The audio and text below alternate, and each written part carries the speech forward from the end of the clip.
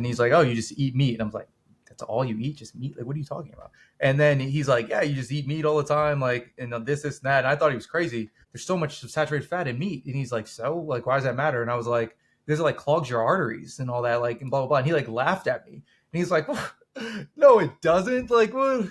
Like, kind of like little broed me and like kind of pissed me off. And I was like, what is this guy talking about? We're bringing healthy back. Them other bros don't know about the facts.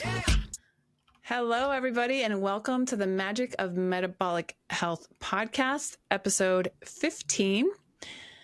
We are here to optimize your metabolic health. That's our goal, and we are here to get you there. So today, it's just me, Amelia, the personal trainer, food first personal trainer, and metabolic health coach. We have a special interview guest. Dr. Fumi is out of this office, but she'll be back soon. And so I just want to introduce our guest. First of all, Kevin, welcome. Thank you. This is Kevin Carter, one of the producers of a fabulous new documentary film called Animal. And I have a short bio about you. So Kevin Carter is an experienced marketing and production executive with a track record of driving significant revenue and audience growth. Currently a producer at H2O Studios in Los Angeles, California, he oversees productions, strategically optimizing budgets to achieve substantial savings while delivering high-impact content reaching millions of viewers. Previously in global marketing strategy at Lionsgate, Kevin spearheaded marketing campaigns for over 117 film and television releases, generating upwards of $100 million in revenue. So, quite a bio. Welcome, Kevin. Thanks for being here. Thank you. Bios are so weird. I know. Yeah. Mine always changes because I'm like, hey. It's impossible for them not to sound cringe. Yeah, right? Geez. So I am so stoked to have you here. I've been watching your Instagram and all the good stuff you've been doing with promoting your film. But before we get into all those details, we always like to get to know our guests a little bit kind of in the past and how you got here in the present. And so we ask a few personal questions and want to share with our audience kind of your background, where you grew up, what kind of food did you eat? Because, you know, we're here about metabolic health. So as a kid, you know, what was sort of your daily routines as far as meals and what your family ate?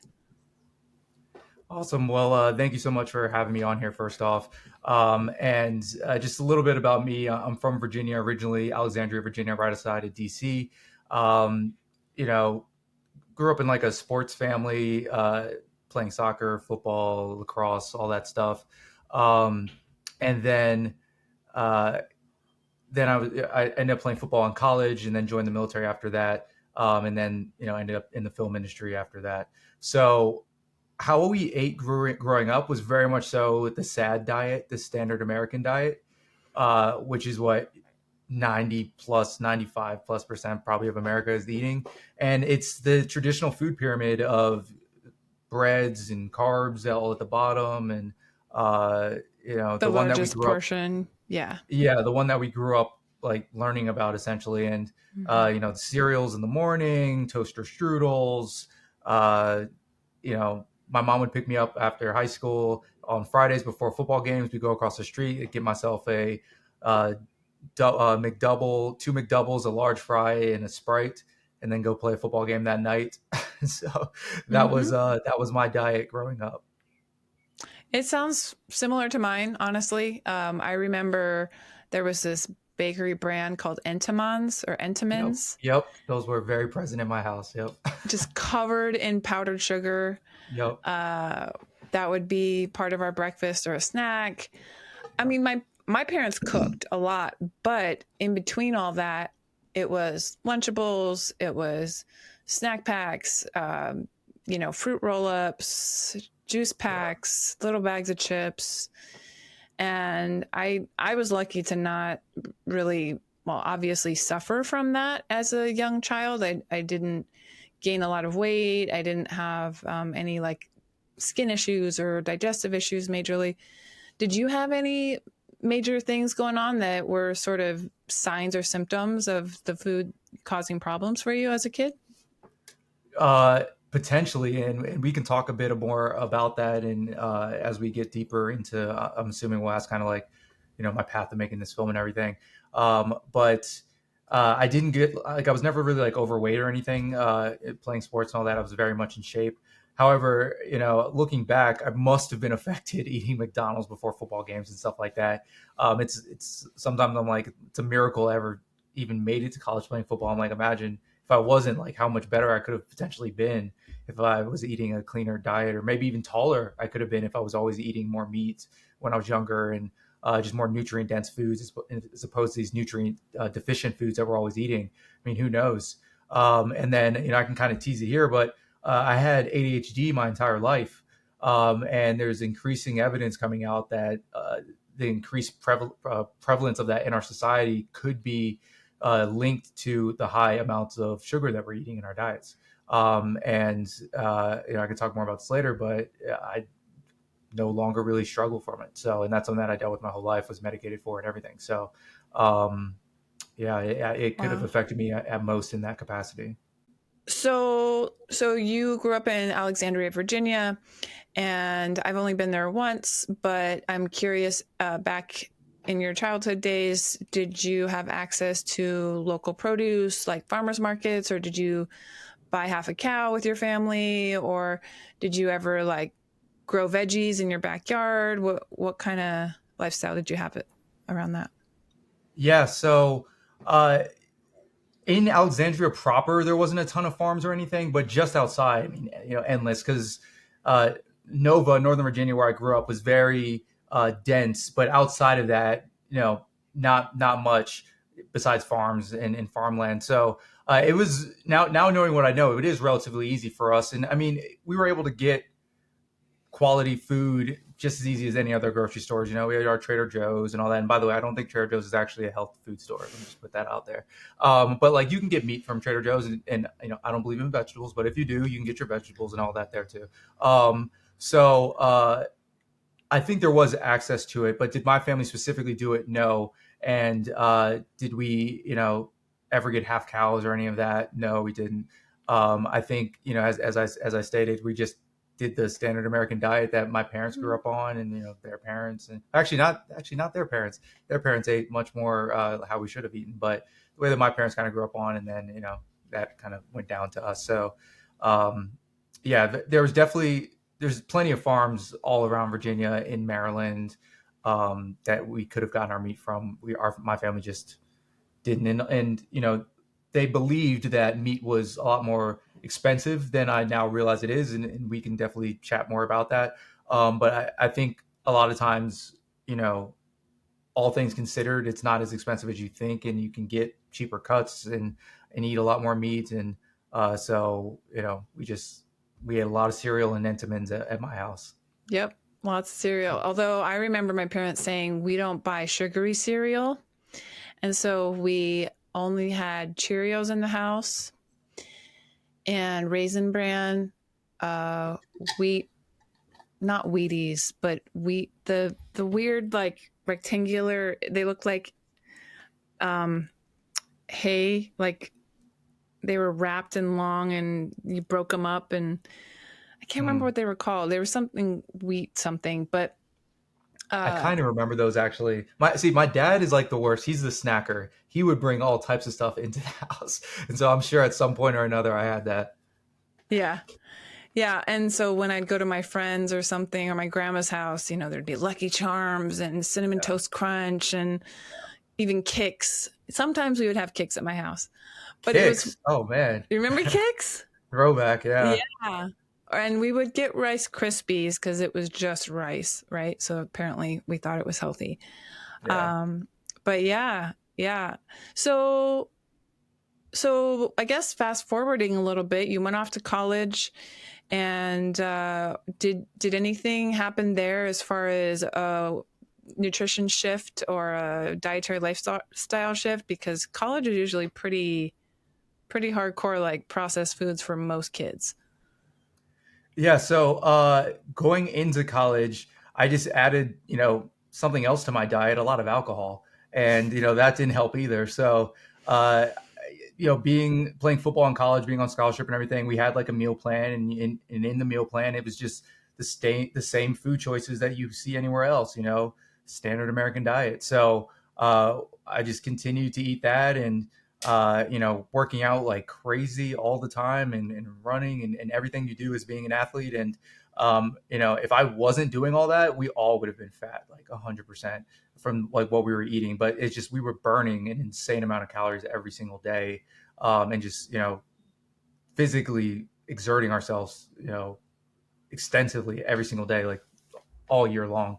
Um, so while I was eating unhealth or eating, still the same way basically, with alcohol on top of it, it's just uh, working out to that extent is what I think kept me from really getting fat. Because I mean, you see, like that is when a lot of kids do start to, you know, lose their weight and stuff. Is like, because you saw with the kids that weren't, and athletes, stuff like that. Like, I think when you're younger, I think it's just when you're younger, typically most people wouldn't have kind of like gained a ton of weight yet, as long as they're have some of it has genes and stuff. By the time college hits, if you're not working out or anything, that's when it starts to kind of hit a lot of people. And I'm sure it would have hit me too if I wasn't doing what I was doing. So yeah, the diet in college was pretty bad as well, for sure. Just Mm-hmm. burgers, which there's nothing wrong with burgers, but with the buns on it, the fries every Yeah. day basically, the pastas, all that stuff. Right. Yeah. So were you ever vegetarian, vegan, or anything else like gluten free or something like that?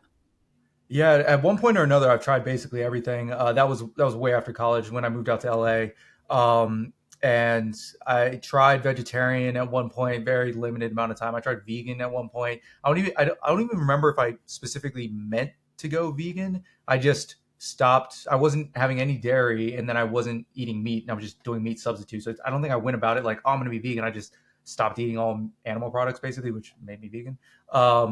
And just didn't feel good, and didn't feel great or whatever. And I tried pescatarian at one point, where I was like, okay, let me just try it with fish. And the thing with me is like I would just always my entire life get bloated, and anytime I ate, and I just assumed that was normal. I just thought like you eat, you get bloated. What my dad would always say: you get fat, dumb, and happy. And I just thought that's like what it was. Like you just eat, and it's just part of life. I never knew that there was a world where like that wasn't happening, and that was your body signaling that something wasn't happening inside you that shouldn't be. um, and so none of those. I kept bloating, so but I also didn't feel great, so I just stopped doing it, eating more meat after that. But back to standard American diet until I'm kind of where I'm at today. Yeah. Yeah. I was vegan for 7 years and vegetarian for 4.5 before that. And Wow. the vegan life was full of bloating, full of gas, Yeah. full of a lot of problems. And all my friends who were vegan, it was just a joke. It was like, Yeah. vegan farts, or, we ate all the tofu or all the beans, and like, and like fart all over each other. I hung out with some punk rockers, to say the least, Oh and my we were all god. vegan, and so we'd eat like the tofuty cutie vegan ice cream sandwiches and stuff, and just then go around in our food coma and like collapse on the living room floor. I'm like, ah. Oh my god. And we just normalized it, and kind of like it was Yeah. Thanksgiving all the time, Yeah. uh, food Exactly. coma all the time. And I didn't realize that that was not a good thing, that that was a reaction my body was having to food that was Exactly. not working for me, Exactly. A to reaction. optimize That's, my. yep. 100%. So, but anyway, enough of that. I'm not vegan anymore and I feel great. So, how did you find nutrition, like a shift in nutrition? I guess for the record, are you carnivore? Yeah, so I'm actually paleo now. I did do carnivore for 6 months, and then the 3 months before I did carnivore, I did paleo again. And I'm just kind of like in the testing stages to see how I feel about everything.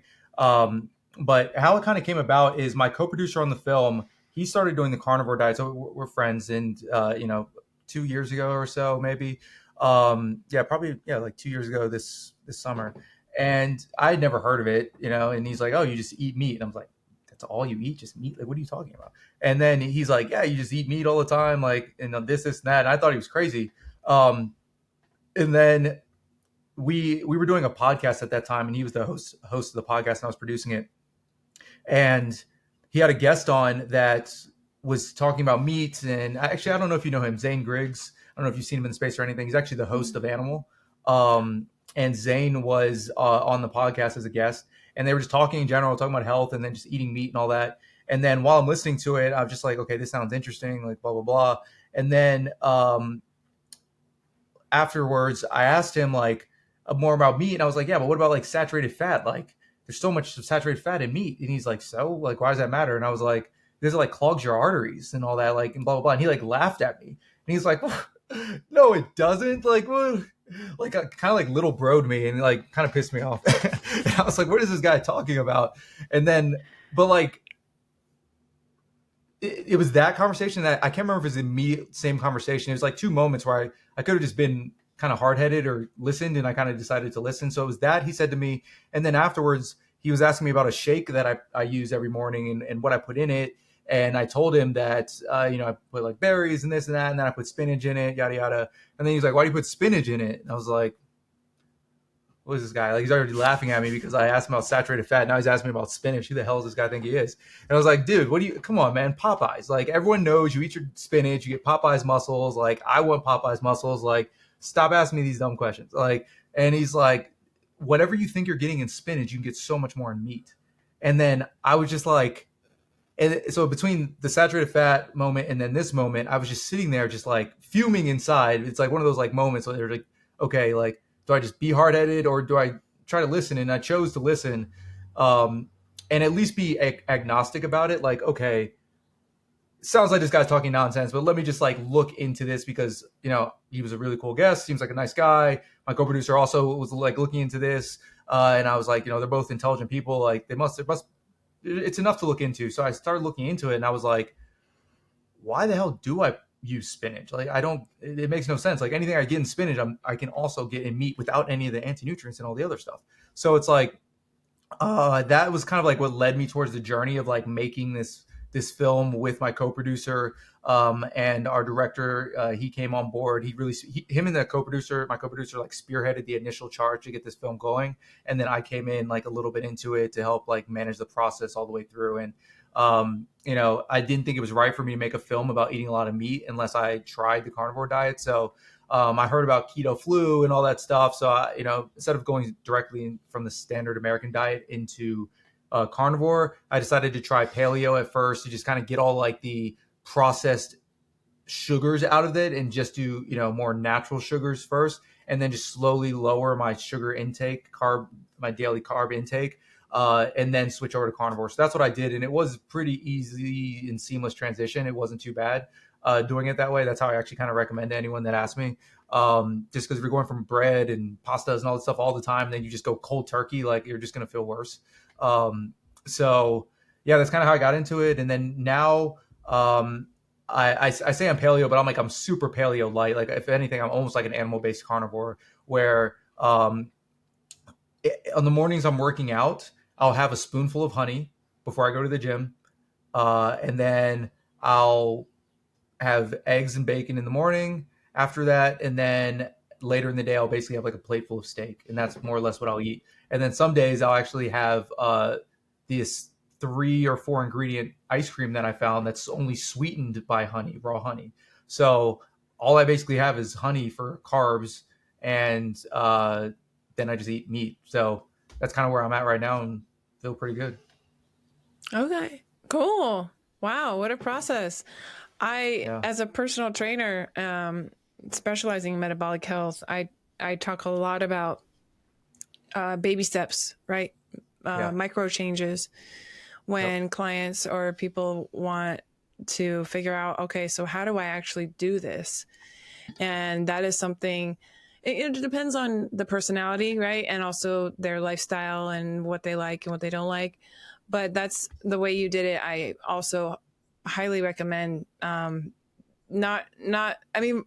ultimately because we want to see what works with us as we make the changes. right? Exactly. Yep. But Small also changes like makes it more obvious what's working and what's not. If you make like a wholesale changes, it's less obvious. exactly. Yeah, I mean, some people start with an elimination diet and they just cut out the most common allergens first, and they're not Yeah. really concerned about the sugars. It's like, okay, I'm going to cut out grains, dairy, soy, nuts, um, and eggs, because those generally are like the most common allergens. And then, you reintroduce it one by one after a few weeks. And I've done that twice, and it was really helpful. Hmm. More helpful than any blood allergy test could tell me. Yeah, Um, honestly, you know what's so crazy is I was thinking about, because I mentioned I've been bloating for years, of doing something like that because I just wanted to figure out what the heck it was. But when you cut out everything and you're basically just eating an all meat diet or like super low inflammatory diet and cutting out, a lot of the allergens, it's super obvious what it is. Because if you just add something, you just add in one thing, it causes it. You're like, don't have that thing anymore. So yeah. yeah, it's so funny you say that because I was about to get one and then I started doing this and I was like, I don't need it anymore. Right. And those can be expensive. I mean, the Very ones that expensive. are really elaborate, like 300 foods or whatever. Yep. So, okay.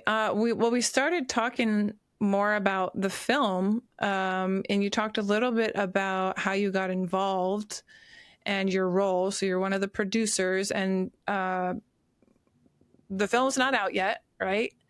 The It is name not. of the film is Animal. And Well, when is this releasing?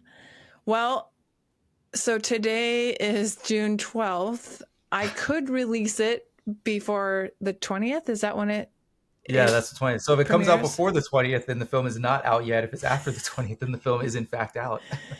Yeah. Yeah, I think it would be good if I got this out before I would love it to the go out before. Yeah. the release. So let's make it happen. Let's make that agreement. Yeah. I will get it Yeah. out Yeah. before the 20th. So Awesome.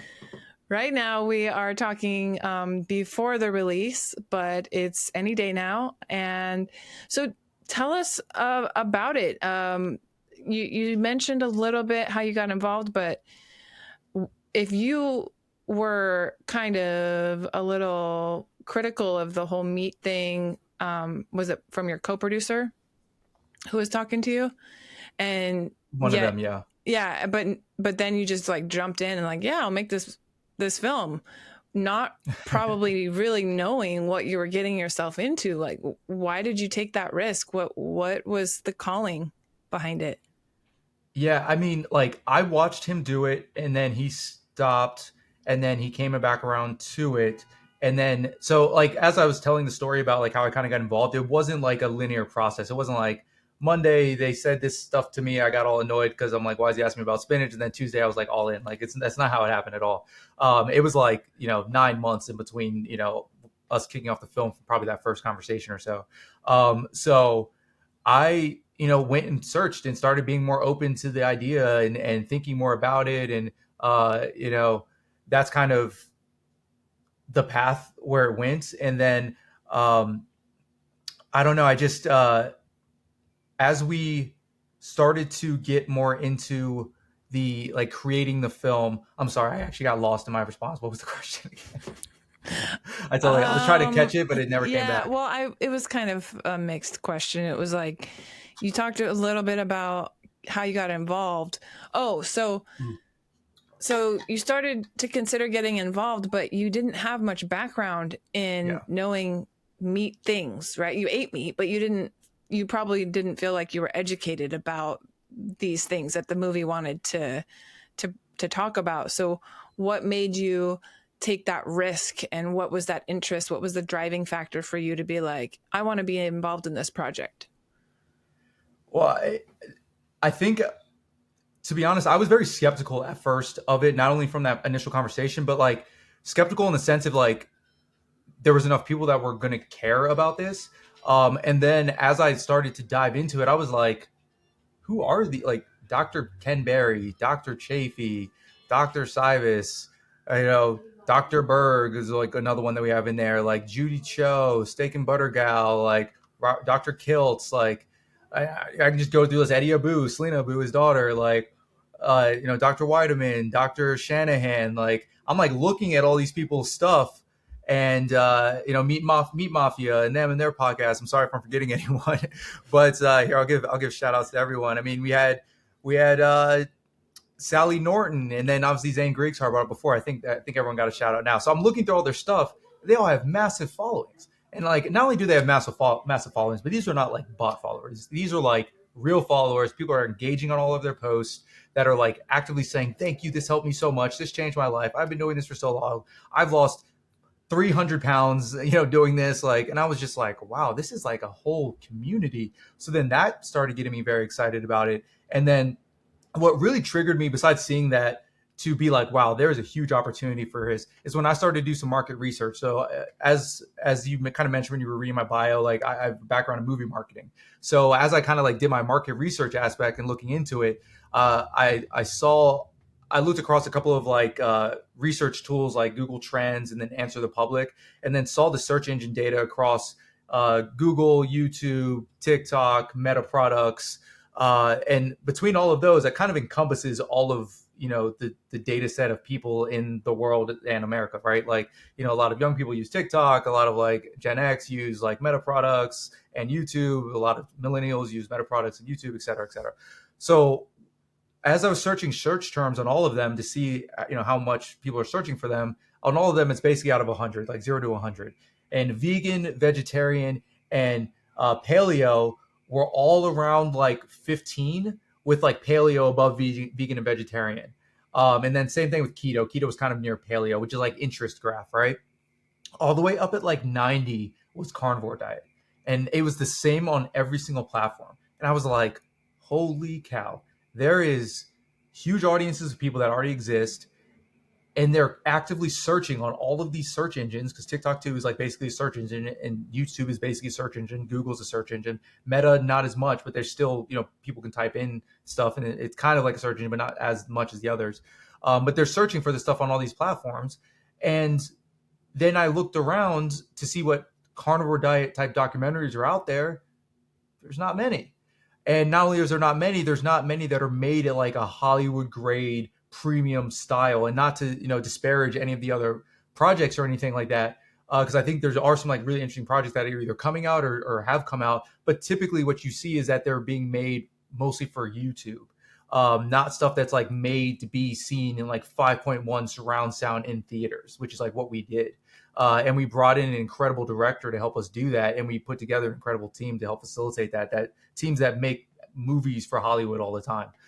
So that's what we wanted. We wanted to make this story with a high tier, premium quality feel, so that you can not only have this story be told in a really interesting way, but be entertained through the whole thing, so that it really sticks. And that anytime that you want to tell this story, instead of trying to break down the whole thing, because the story is dense, it's like, here's a documentary, and in these 88 minutes, anyone can understand it, agree with it or not, you'll at least understand it. And so they can just send that to someone. So if there's ever anyone else that wants to tell the carnivore story, but they don't, have all the necessary capacity or details to explain it all, because it's a lot, just send them the documentary. And that's what we wanted to create. So, I was skeptical, did research, got there. And then, that's kind of what got me really excited into the project.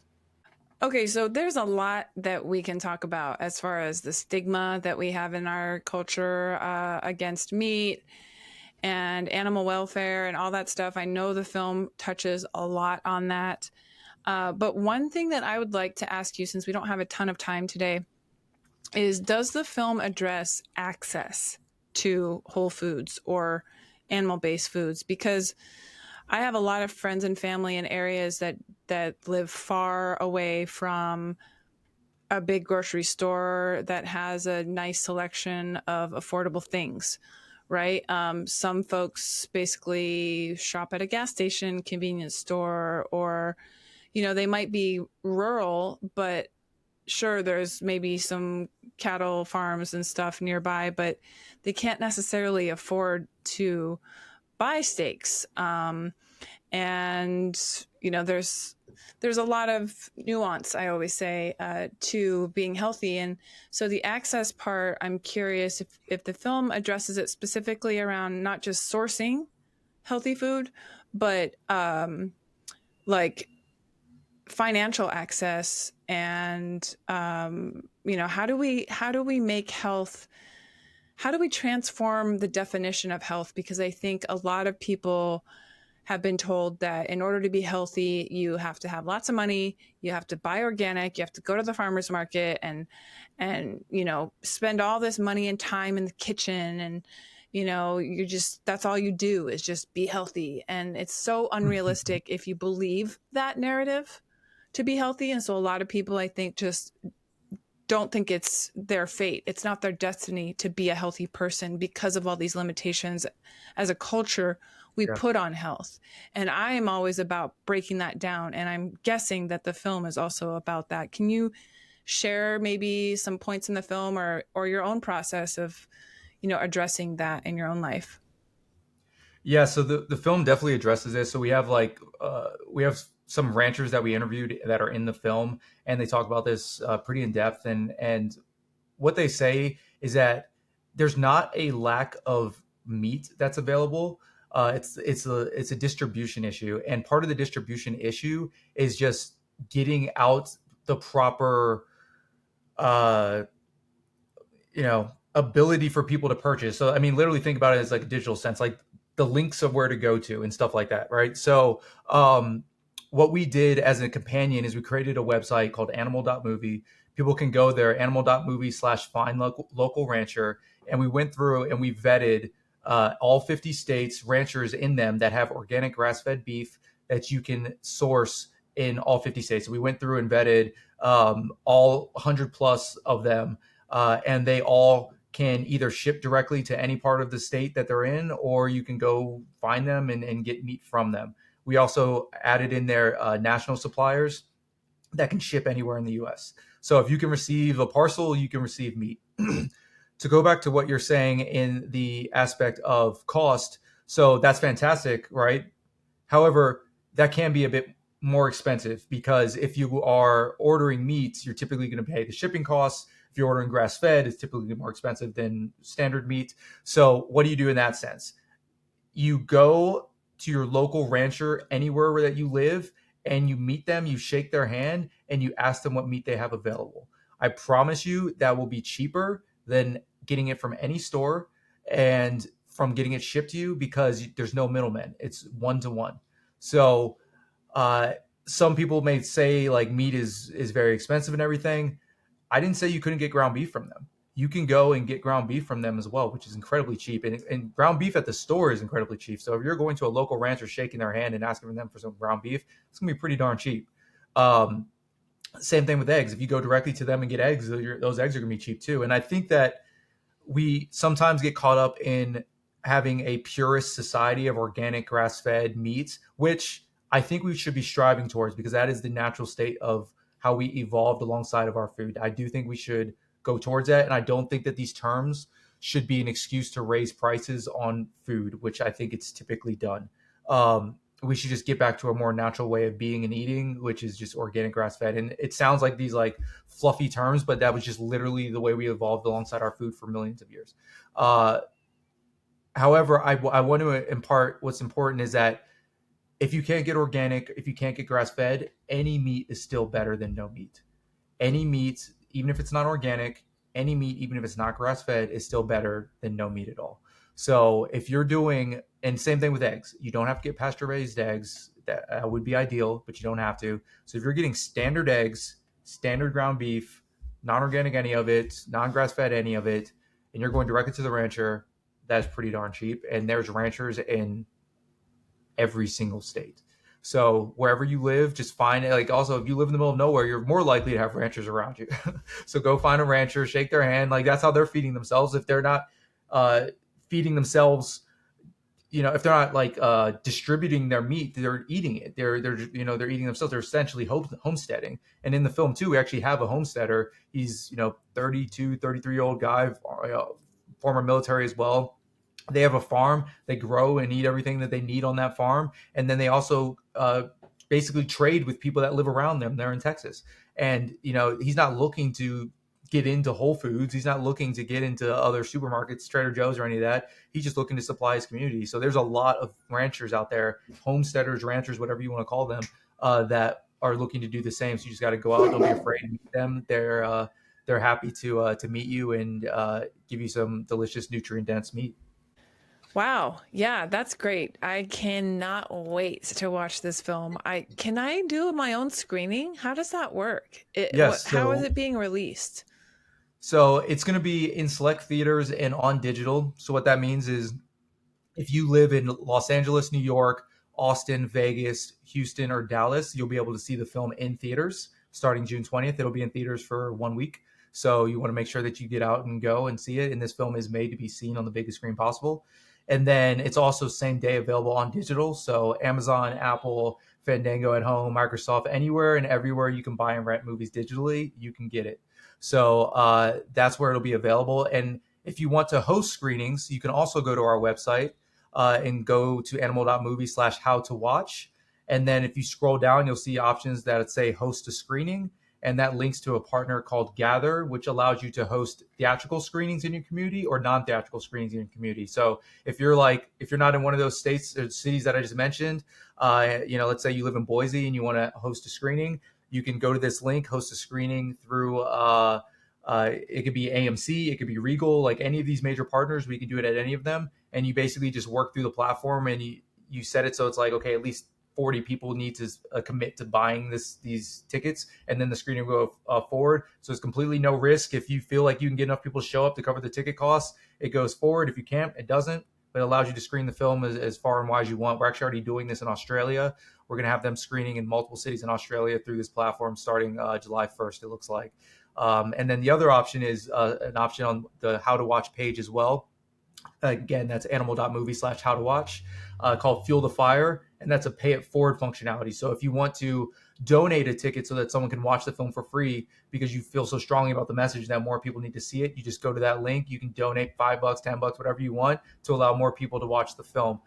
So that's all the options to watch the film. Nice. Oh, that's a relief because I live outside of Seattle, and I wasn't sure if I was going to be able to find a theater, but now I see that there are lots of options wherever you are living.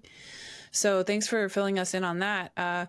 We got just a few more minutes, so I think we're going to wrap it up. I always ask our guests one question about metabolic health. And we focus a lot on behavior change here. And clearly your film is inspiring people to make behavior changes, right? In relationship with their metabolic health. And so you can pull from the film or you can pull from your own personal experience. But if somebody sees this interview, right, and then they watch the film and they're like, okay, I want to try something. I have all these issues with my health. What I've been doing doesn't work. What would be, sorry, what would be your, I don't know, suggestion or recommendation on a first step for someone who wants to maybe eat more meat or, make a dietary change specifically around the content of your film? Like, what would you say to somebody if, like, we had somebody in the comments ask, like, so how do I start? You clearly have a lot of resources on your website, on the film's website, but do you have any personal recommendations? Yeah, I'll go back to what I said originally is if you're going to go from the standard American diet, which probably are if you've never eaten this way, instead of jumping right into carnivore, I would try paleo first. I think basically just cutting out all the extra refined carbs that are in our diet and going to a more natural carb based diet, you'll just already feel a lot better. And then since you're getting more nutrients from meat and fruit instead of like empty nutrients or just no nutrients, like empty carbs that you get from like the standard American diet, you'll naturally feel more satiated. And then so as you start to reduce the amount of carbs, so just think about it like this. Okay, day one, I'm gonna start paleo. I'm gonna eat meat in the morning. I'm gonna have a bowl of yogurt with berries in the morning, and then I'm gonna have like meat for lunch, and then I'm gonna have a bit more meat for dinner, so with some berries on the side or something. So just start out like that, do that, more or less every day. And then slowly over time, just reduce the amount of berries that you have every day. Or whatever fruit that you're eating, and just do it slowly. I did this over the course of 3 months, just slowly and slowly. And then to the point you'll be eating like under 100 carbs, like under 50 carbs a day, not even really realizing it. So then when you do go carnivore, zero carb, your body isn't really in a shock, because there's actually a physiological reason for this. Your glycogen stores, which is the amount is where your body stores glucose, are basically depleted. So you're not going to have a high level of glycogen stores in your body, so that you have a less chance of kicking in keto flu at that point. So that's what I would heavily recommend if you do it. And as I mentioned before, I'm paleo right now, so I think there's really no issues with it. I think you just have to be disciplined with it, because it's very easy if you're eating carbs to kind of slip back into other stuff. But if you're disciplined with it, I actually think it is potentially a way that humans would have eaten. I think the reality is a lot of humans probably went in and out of ketosis here or there, because I don't know if I was walking through a forest as an ancient human, if a beehive fell at my feet, I'm just going to kick it away and say, get away from me, dirty carb. I don't know that I believe that. So maybe they would, maybe they wouldn't, or maybe what was more likely is they would just eat that beehive, they'd be out of ketosis for a day, and then probably just go back to like whatever it is, which is majority eating meat if they could find it. So that's what I recommend. So I think going to paleo, you're totally fine. And then using that to eventually go into keto / the carnivore diet. Great. Thanks for your experience and your perspective. As a reminder, we're not ever offering medical advice. These are just our personal experiences. And if any of you listening or watching have serious medical conditions, always talk to your doctor before you make any changes, especially with your diet, because that can influence how the prescription medications affect your body as well. So we'll be sure to drop lots of links below with resources for the film, several of the links that you mentioned, Kevin, and then some other things as well, because I feel like we touched on a lot of subjects that people are going to ask a lot of questions about. I think we got to wrap it up, but thank you so much for taking time out of your day to be here. I am so excited to see your film. And anything else you want to share? Social media things, how to contact you if people want to interview you or talk to you? Yeah, so just, again, in select theaters and on digital, June 20th, you'll be able to see it in certain cities, LA, New York, Austin, Vegas, Houston, and Dallas. And then digitally, anywhere and everywhere you can buy and rent movies, Amazon and Apple. And then give us a follow at Animal Doc Film, so Animal DOC Film. Across any platforms. You can find us on any of those. And then if you want to contact with me, just connect with me on Instagram. It's KEVN Carter at KEVN Carter. Great. Thank you. All right. Well, folks, my name is Amelia, and we are the Magic of Metabolic Health. Thank you for being part of our village, and we will see you next time. Take care. We're bringing healthy back. Them other bros don't know about the facts.